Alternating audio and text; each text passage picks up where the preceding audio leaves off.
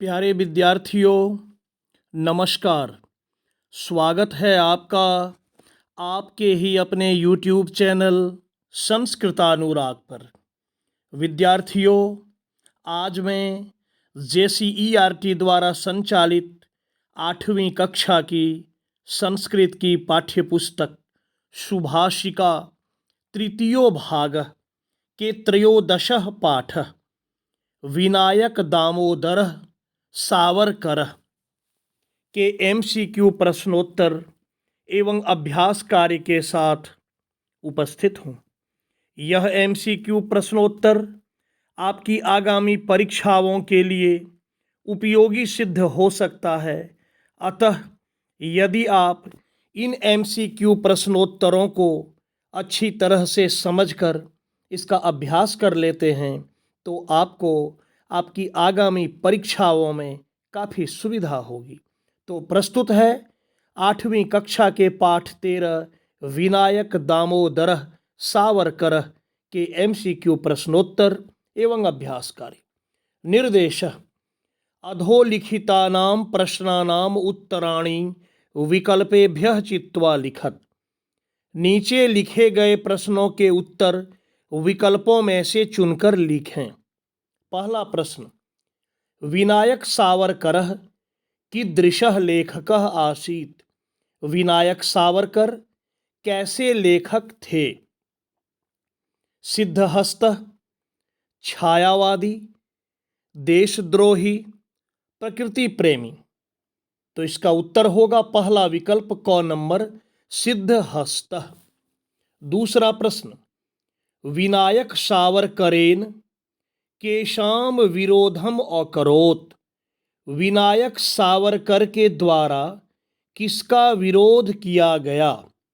या यदि इसको एक्टिव वॉइस में आप सुनना चाहते हैं तो विनायक सावरकर ने किसका विरोध किया?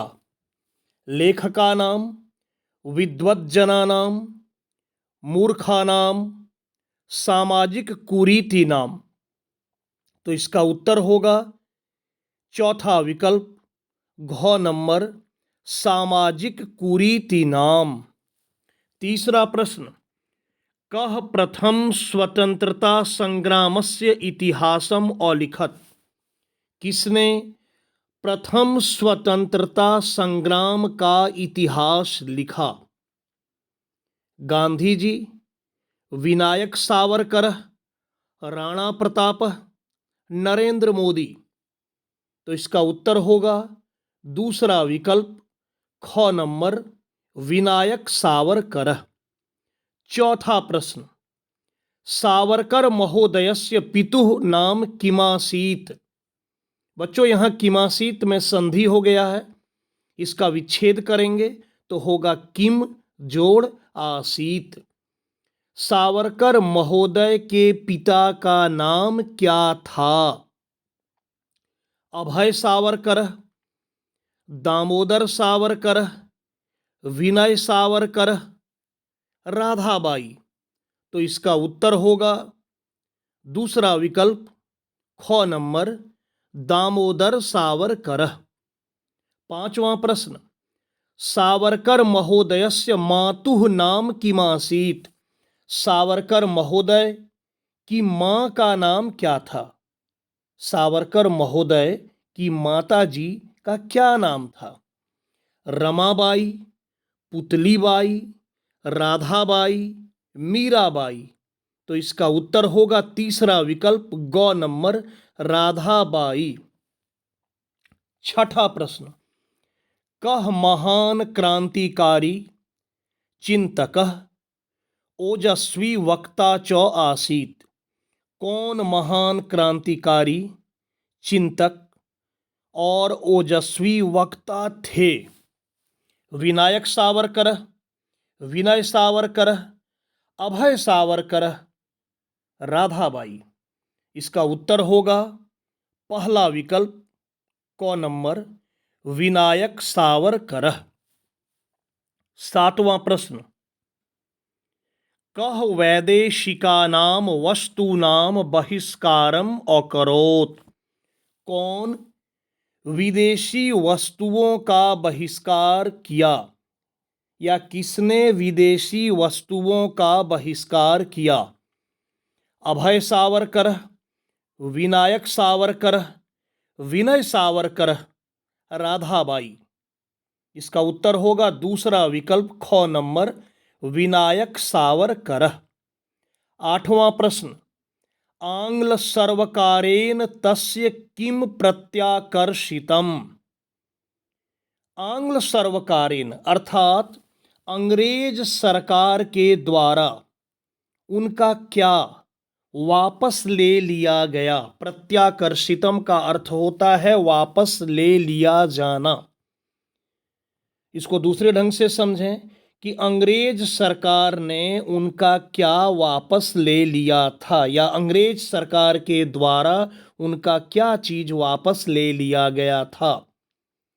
पहला विकल्प स्नातकोपाधिम, दूसरा विकल्प स्नातकोत्तरोपाधिम, तीसरा विकल्प धनम और चौथा विकल्प भवनम। तो इसका उत्तर होगा पहला विकल्प क नंबर, स्नातकोपाधिम। अंग्रेज सरकार ने इनके स्नातक की उपाधि को वापस ले लिया था। स्नातक कहते हैं बीए। 9वां प्रश्न, सर्वकारेण सावरकरः कुत्र क्षिप्तः? सरकार के द्वारा सावरकर को कहाँ बंद कर दिया गया या कहाँ डाल दिया गया? गृहे, विद्यालये, ग्रामे, कारागारे। इसका उत्तर होगा चौथा विकल्प घ नंबर, कारागारे। कारागार कहते हैं जेल को। सरकार ने सावरकर को जेल में बंद कर दिया था या जेल में डाल दिया था। 10वां प्रश्न, सावरकरस्य दलस्य प्रमुखम उद्देश्यम किम आसीत्? सावरकर के दल का प्रमुख उद्देश्य क्या था? जातिवाद, राष्ट्रवाद, संप्रदायवाद, निराशावाद। तो इसका उत्तर होगा दूसरा विकल्प ख नंबर, राष्ट्रवाद। 11वां प्रश्न, भारतीय राष्ट्रध्वजस्य चक्रस्य परिकल्पना कः अकरोत्? भारतीय राष्ट्रध्वज नेशनल फ्लैग के चक्र, मैं इसको यहां समझा देना चाहता हूं विद्यार्थियों कि भारतीय राष्ट्रीय ध्वज के बीच में जो चक्र है उसी के बारे में प्रश्न पूछा जा रहा है कि भारतीय राष्ट्र ध्वज के चक्र की परिकल्पना किसने किया था? परिकल्पना किसने की थी? राजेंद्र प्रसाद, अंबेडकर, गांधी जी, सावरकर। तो इसका उत्तर होगा चौथा विकल्प घ नंबर, सावरकर। 12वां प्रश्न, आजीवन कारावास काले सावरकरः कारागारे देशभक्ति परकम किम अलिखत? आजीवन कारावास के समय में सावरकर ने जेल में देशभक्ति परक क्या लिखा? कारागार कहते हैं जेल को।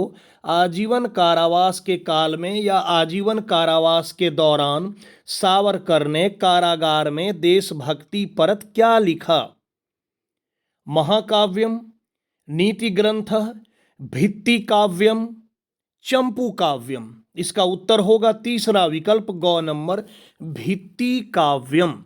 भित्ति काव्यम को ही इंग्लिश में कहते हैं वॉल मैगजीन। 13वां प्रश्न, सावरकरः कम राजनैतिक दलम संस्थापयत्? सावरकर ने किस राजनैतिक दल की स्थापना की? अखिल भारतीय हिंदू महासभा, राष्ट्रवाद, संप्रदायवाद या लोकवाणी? तो इसका उत्तर होगा पहला विकल्प क नंबर, अखिल भारतीय हिंदू महासभा नामक राजनीतिक दल की स्थापना सावरकर ने किया था। 14वां प्रश्न, कारावासात इति पदे का विभक्ति।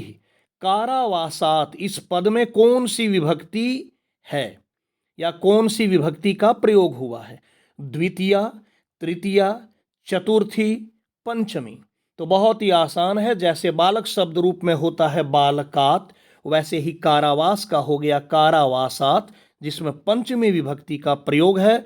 इसलिए सही उत्तर हुआ चौथा विकल्प, घ नंबर पंचमी। और इस पाठ का 15वां एवं अंतिम प्रश्न, क्षिप्तः इति पदे कः प्रत्ययः। क्षिप्तः इस पद में कौन सा प्रत्यय है या किस प्रत्यय का प्रयोग हुआ है? कत्वा, क्त, तुमुन, ल्यप। तो इसमें अक्तो प्रत्यय का प्रयोग हुआ है, इसलिए दूसरा विकल्प ख नंबर क्तो सही उत्तर होगा। प्यारे विद्यार्थियों, यदि आप चाहें तो इन MCQ प्रश्नोत्तरों को अपनी कॉपी में लिखकर आप अभ्यास कर सकते हैं।